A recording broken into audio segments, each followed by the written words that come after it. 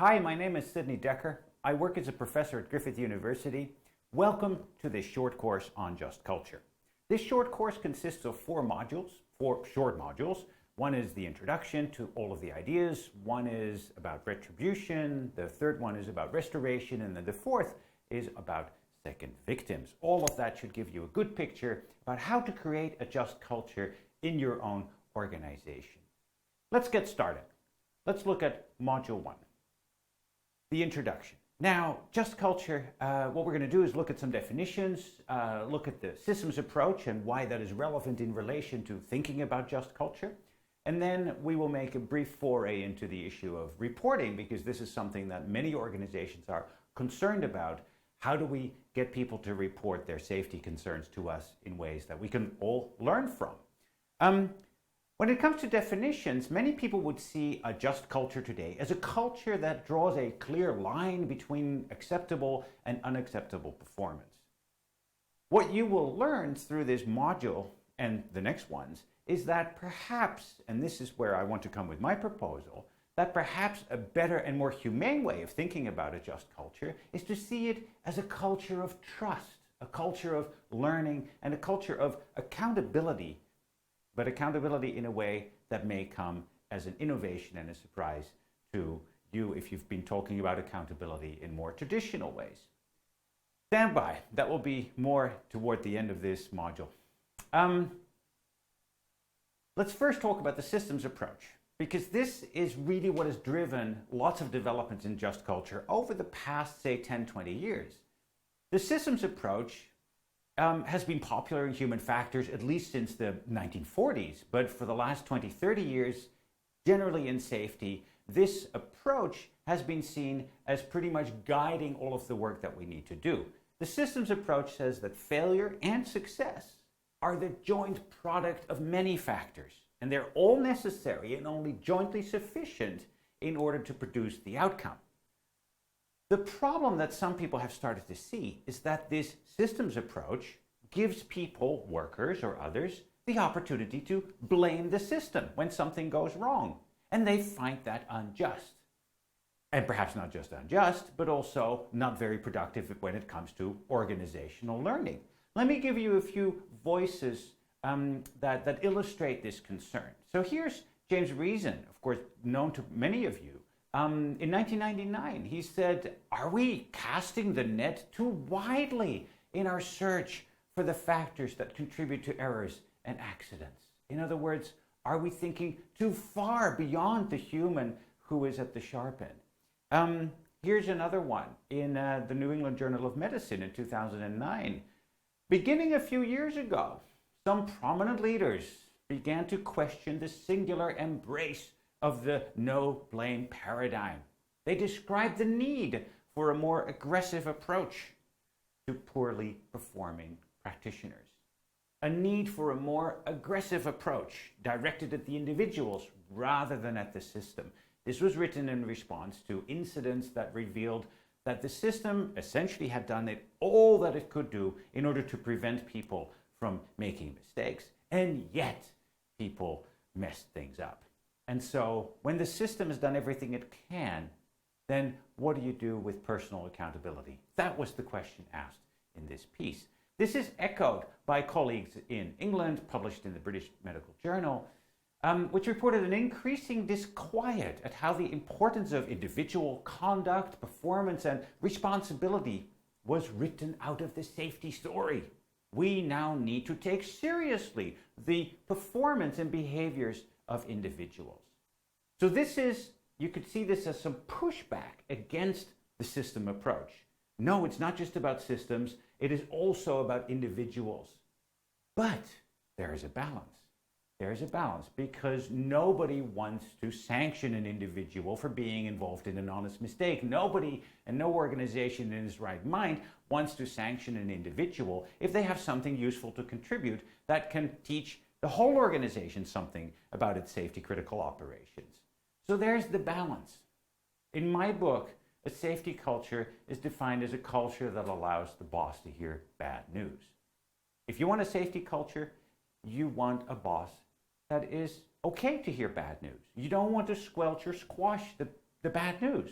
And so that's where the need for a just culture has come in this idea of a balance between wanting to hold individuals accountable for their performance and behavior on the one hand, but also creating a climate that allows people to report freely in ways that don't really jeopardize them or their careers. So indeed, when you look at, for example, what Eurocontrol is saying about this, they in fact expect people to report. All safety occurrences need to be reported and assessed. They say all relevant data needs to be collected and the lessons disseminated. So there is an understanding that while we might be concerned about the performance of individuals, we don't want to stop anybody from sharing anything, because then organizations are the dumber for it. That's the balance that just culture is supposed to solve. And so what's the typical response? What do organizations typically do? Well, let me continue with Eurocontrol, because they have a definition, or had a definition, that's relatively typical of many organizations today. Here it is. Just culture is one where people are not punished for actions, omissions, or decisions taken by them that are commensurate with their experience and training, but where gross negligence, willful violations, and destructive acts are not tolerated. So this definition shows that you're okay with certain behaviors, but not with others. Again, there's this supposedly clear line between acceptable and unacceptable performance, and that is what generates or creates a just culture. But let's hang on a little bit. What do you mean? Punishing people? Holding them accountable? Does that mean blaming them? And for that matter, who gets to decide what constitutes negligence or willful violations? How do you distinguish a willful violation from a violation that's somehow not willful? These are really difficult judgments. And we'll get much more into this when we talk about retribution in the next module, and we'll unpack some of these difficulties. For now, let's just park it here for a moment with these questions in mind, and then just remember that neither negligence nor willful are human performance or human factors terms. These are not terms from the psychological lexicon. They are legal terms, all right? And so perhaps that's important to remember when you think about understanding why people do what they do. Now, so just park it there for a moment. And remember, we have this choice. Can we see a just culture as a culture that draws a clear line between acceptable and unacceptable behavior, and what problems does that create? Or toward the end of this course, can we think about just culture as one of trust, of learning, and of accountability in innovative, novel ways? Now a short foray into reporting, as I promised at the beginning, and that will be the conclusion to this first module. So reporting, what does the literature say? I'm going to be painting it with a broad brush here, obviously, because I don't want to spend a lot of time on it. But essentially, this is the challenge. So first, you want to get people to report. But then, and this is problematic with many reporting systems, you also want people to keep up reporting.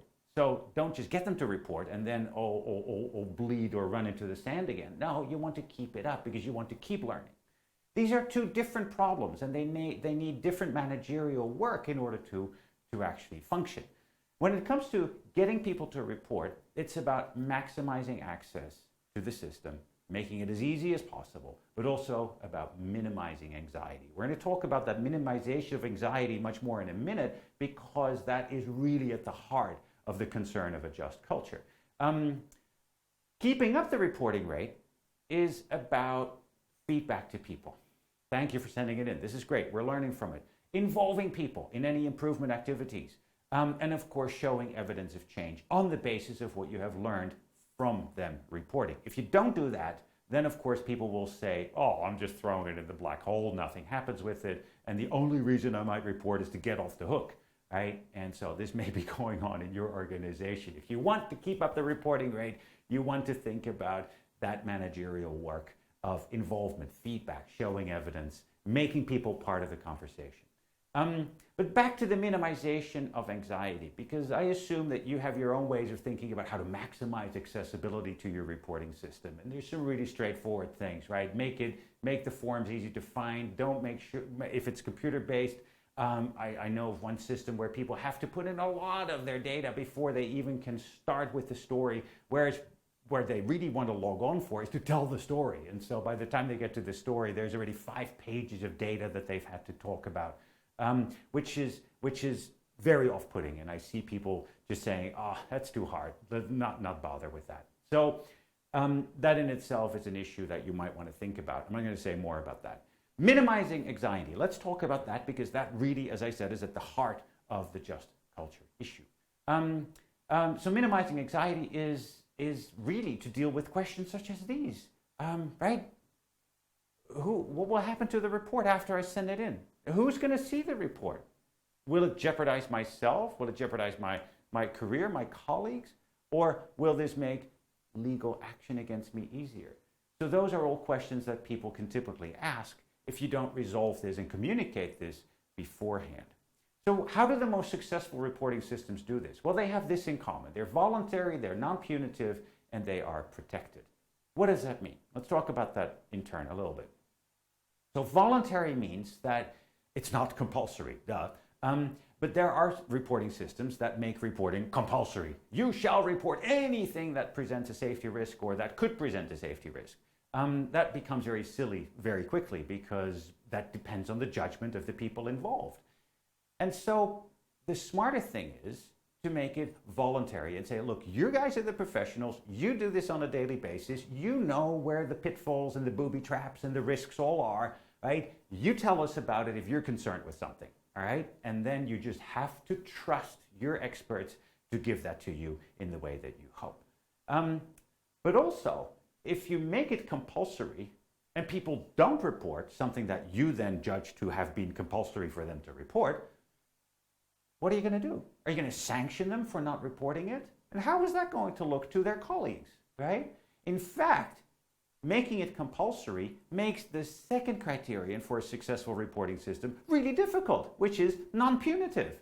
Because if you make it compulsory, there's got to be some sanction for not reporting. And thus, it isn't non-punitive, all right? So hence voluntary, non-punitive, and protected. What does non-punitive mean? Non-punitive means that the organization understands that the practitioner who was involved in the incident is the best expert to learn from.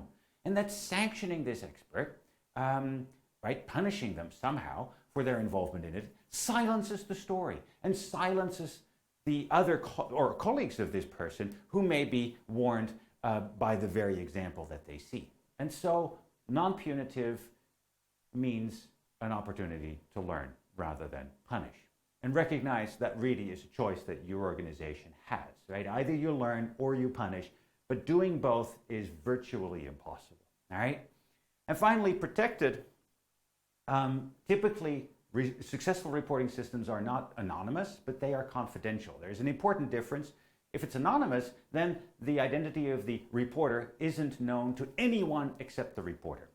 And so that leads to some undesirable consequences. You get silly reports that have nothing to do with safety, but maybe simply complaints about some other organizational issues that should be resolved in very different ways, right? So you get a pollution of your reporting system with irrelevant data. But also, if the reporter isn't known to anyone, then there isn't that sense of accountability and involvement in the conversation. There isn't even that possibility, all right? Confidential, however, means that the identity of the reporter is known to only a few people who have been vetted and selected beforehand, or only to a few offices, right? This may be the union in certain cases. This may be a safety manager who sits not in the line organization, so that the line manager doesn't know, but the safety manager does know, right? And so the safety manager can then talk generically to the line manager about the issue and not about the person. So there's many ways in which you can solve this, but confidential is not anonymous. Confidential means the identity of the reporter is known, but only to a few select people. All right. So those are sort of the criteria for a successful reporting system. Now, let's talk a little bit more about protection, because how do you ensure that? Well, here's an example from a Norwegian air law, which is held up as an example by many other countries. So let's read that for a moment, right? Article 1224 says that information received by the investigating authority, say the safety board, may not be used as evidence in any subsequent criminal proceedings brought against the persons who provided the evidence. All right? So this excludes the possibility of self-incrimination by law. Now, what's interesting for you to think about is, how do you have that solved in your organization? What about self-incriminating against employment action against your people? What if they come with a piece of safety information in which, yes, an incident, they were involved, and they voluntarily disclose this to you as per the previous 3 points, and then you still respond to them in ways that may jeopardize their employment? What protections do you have in place? What do you have written down? What agreements have you entered into? These are very important questions to answer before you have an incident, because you want to create that climate of openness and disclosure and trust and learning even before anything happens. So what's next? Next, we're going to talk about, in Module 2, retributive just culture. Then Module 3, I'll talk about a restorative just culture. And then in Module 4, about second victims. In the meantime, have a look at this. There's, of course, Just Culture as a book, but there's also courses at various university levels that you are happy, that I would be happy for you to enroll in, and we can see each other there and continue the conversation. Thank you so far.